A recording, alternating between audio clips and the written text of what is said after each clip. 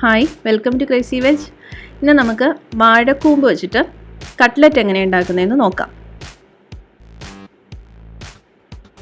അതിന് വേണ്ടിയിട്ട് ഞാനൊരു അത്യാവശ്യം വലിപ്പമുള്ള വാഴക്കൂമ്പ് എടുത്തിട്ടുണ്ട്. ഇതിനൊരു 2-3 പോള മാത്രം ഇളക്കി മാറ്റിയിട്ട് നന്നായിട്ട് വാഷ് ചെയ്ത് കൊത്തി അരിഞ്ഞെടുക്കുക. വളരെ ചെറുതായിട്ട് കൊത്തി അരിഞ്ഞെടുക്കണം, എന്നാലേ നമുക്കത് പെട്ടെന്ന് വെന്ത് കിട്ടുള്ളൂ. ഇങ്ങനെ കൊത്തി അരിഞ്ഞിട്ട് ഏകദേശം ഒരു 3 കപ്പോളം കിട്ടിയിട്ടുണ്ട്. പിന്നെ ഇതിലേക്ക് 3 ഉരുളക്കിഴങ്ങ് പുഴുങ്ങി ഉടച്ചെടുത്തത്, 3 സവാള കൊത്തി അരിഞ്ഞത്, പിന്നെ ഇഞ്ചി 2 ടീസ്പൂൺ, അതുപോലെ വെളുത്തുള്ളി 1 ടീസ്പൂണും കൊത്തി അരിഞ്ഞെടുത്തത്, പിന്നെ പച്ചമുളക് വേണം, അതൊരു 3 എണ്ണം എടുത്തിട്ടുണ്ട്, പിന്നെ കറിവേപ്പില ഒരു തണ്ട്, പിന്നെ ഒരു ടേബിൾ സ്പൂൺ കുരുമുളക് പൊടി എടുത്തിട്ടുണ്ട്, അതായത് വലിയ സ്പൂണിന് 1/2 ടീസ്പൂൺ മഞ്ഞൾപ്പൊടി, പിന്നെ ഒരു 3/4 ടീസ്പൂണോളം ഗരം മസാല വേണം, കൂടാതെ 1/2 ടീസ്പൂൺ പെരുംജീരകം പൊടിച്ചതും. പെരുംജീരകം ഗരം മസാലയിൽ ചേർത്തിട്ടാണ് പൊടിക്കുന്നത് എങ്കിൽ നമുക്കത് കൂടാതെ പെരുംജീരകം പൊടിച്ചത് 1/2 ടീസ്പൂണ്.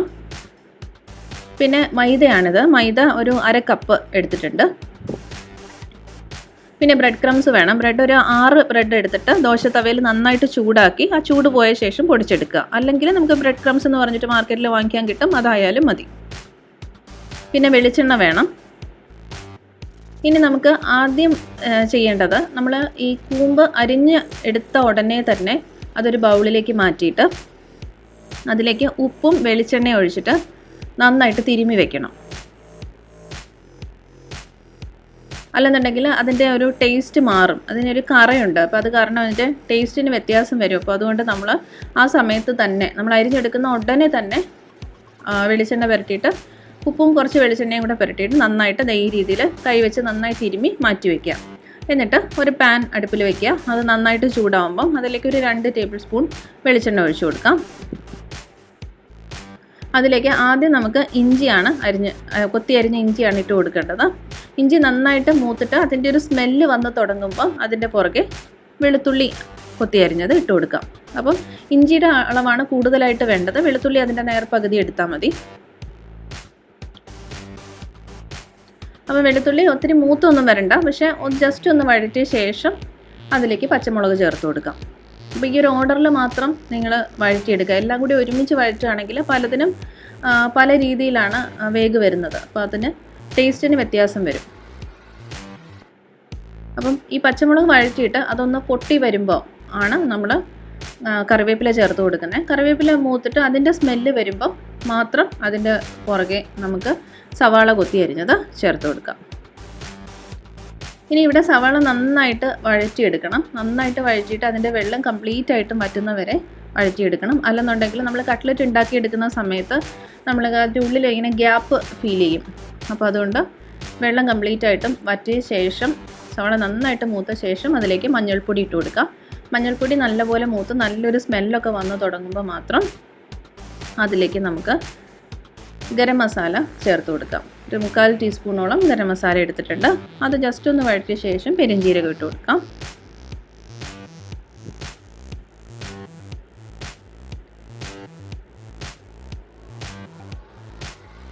ഇതെല്ലാം ഒരു മീഡിയം ഫ്ലെയിമിൽ വെച്ചിട്ട് ചെയ്താൽ മതി. ഇനി നമ്മൾ കുരുമുളക് പൊടി ഒരു വലിയ സ്പൂൺ എടുത്തിട്ടുണ്ടായിരുന്നു, ഒരു ടേബിൾ സ്പൂൺ കുരുമുളക് പൊടി, അതിൻ്റെ പകുതി ഇപ്പം ചേർത്ത് കൊടുക്കാം. ഇപ്പം നമ്മുടെ ഉള്ളിയുടെ മസാല തയ്യാറായിട്ടുണ്ട്. ഇനി ഇതിലേക്ക് നമുക്ക് വാഴക്കൂമ്പ് നമ്മൾ ഉപ്പും വെളിച്ചെണ്ണയും ചേർത്ത് മിക്സ് ചെയ്ത് വെച്ചിരുന്നത് ആണ്, അതും കൂടെ ഇതിലേക്ക് ചേർത്ത് കൊടുക്കാം. ഈ മസാലയായിട്ട് നന്നായിട്ട് മിക്സ് ചെയ്ത ശേഷം ഇത് അടച്ച് വെച്ചിട്ട് ഒരു 10 മിനിറ്റോളം വേവിക്കണം. വെള്ളമൊന്നും ഒഴിക്കേണ്ട ആവശ്യമില്ല, 10 മിനിറ്റോളം വേവിക്കുക. അപ്പോഴത്തേക്ക് നന്നായിട്ട് വെന്ത് കിട്ടും. 10 മിനിറ്റ് മാത്രം അടച്ച് വയ്ക്കാം. 10 മിനിറ്റ് ആയിട്ടുണ്ട്, നന്നായിട്ട് വെന്ത് വന്നിട്ടുണ്ട്. മസാലയൊക്കെ വാഴക്കൂമ്പിൽ പിടിച്ചിട്ടുണ്ട്. ഇനി ഇതിലേക്ക് നമ്മൾ വേവിച്ച് ഉടച്ച് വെച്ചിരുന്ന ഉരുളക്കിഴങ്ങ് ഇട്ട് കൊടുക്കാം.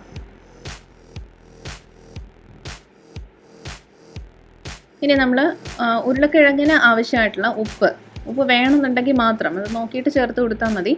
ഞാനിവിടെ ഉരുളക്കിഴങ്ങിന് വേണ്ടിയിട്ട് ഉള്ള കുറച്ച് ഉപ്പും കൂടെ ചേർത്ത് കൊടുക്കുന്നുണ്ട്. ഇനി ഇതെല്ലാം കൂടി മിക്സ് ചെയ്യാം. അതിലേക്ക് നമ്മൾ ബാക്കി മാറ്റി വെച്ചിട്ടുണ്ടായിരുന്നു കുറച്ച് കുരുമുളക് പൊടി, അതും കൂടെ ഈ സമയത്താണ് ചേർത്ത് കൊടുക്കേണ്ടത്.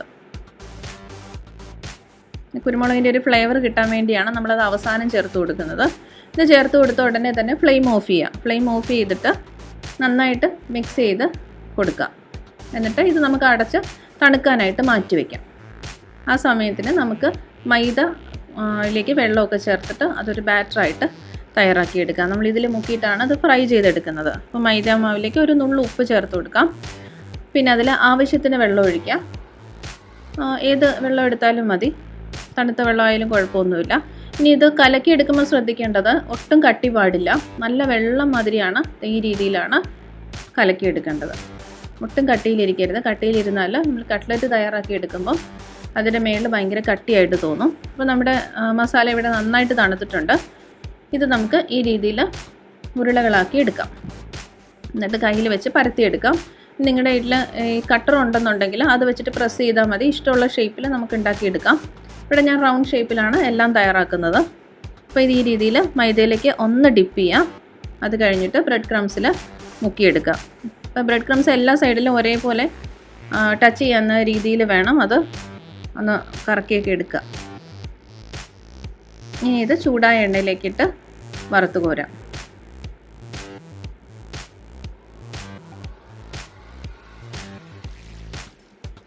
അപ്പോൾ എണ്ണ നല്ല ചൂടായിരിക്കണം. പക്ഷേ നമ്മൾ ഇട്ട് കഴിഞ്ഞ ഉടനെ അത് മീഡിയം ഫ്ലെയിമിലേക്ക് മാറ്റണം. അല്ലെങ്കിൽ നമ്മൾ കട്ട്ലറ്റിൻ്റെ മുകൾ വശം കൊണ്ട് കരിഞ്ഞു പോകും. അപ്പം നല്ല ഗോൾഡൻ കളറിലായിട്ടുണ്ട്. നല്ല കറക്റ്റായിട്ട് ക്രിസ്പി ആയിട്ട് വന്നിട്ടുണ്ട്. ഇനി നമുക്കിത് എണ്ണയിൽ നിന്ന് മാറ്റാം.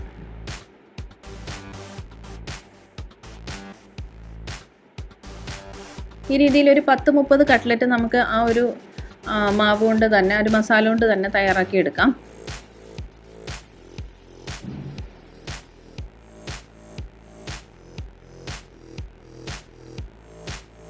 അപ്പോൾ നിങ്ങൾക്ക് അളവ് ഇതിന് ഇരട്ടിയായിട്ട് ഉണ്ടാക്കണം എന്നുണ്ടെങ്കിൽ അതിന് അളവ് കൂട്ടിയെടുത്താൽ മതി. ഇനി ഇതിൻ്റെ പകുതിയാണെങ്കിൽ അളവ് അതേ രീതിയിൽ തന്നെ പകുതിയാക്കി എടുത്താൽ മതി. ഒരു കൂമ്പ് മുഴുവനായിട്ട് നമുക്ക് അരിഞ്ഞെടുക്കേണ്ട, പകുതി മതി എന്നുണ്ടെങ്കിൽ പകുതിയായിട്ട് വേണമെങ്കിലും എടുക്കാം. അപ്പം ഈ റെസിപ്പി നിങ്ങൾക്ക് ഇഷ്ടമായിട്ടുണ്ടെങ്കിൽ എല്ലാവരും ഈ രീതിയിലൊന്ന് ട്രൈ ചെയ്ത് നോക്കുക. എൻ്റെ വീഡിയോ സബ്സ്ക്രൈബ് ചെയ്യാത്തവരുണ്ടെങ്കിൽ ഒന്ന് സബ്സ്ക്രൈബ് ചെയ്തേക്കണേ. താങ്ക്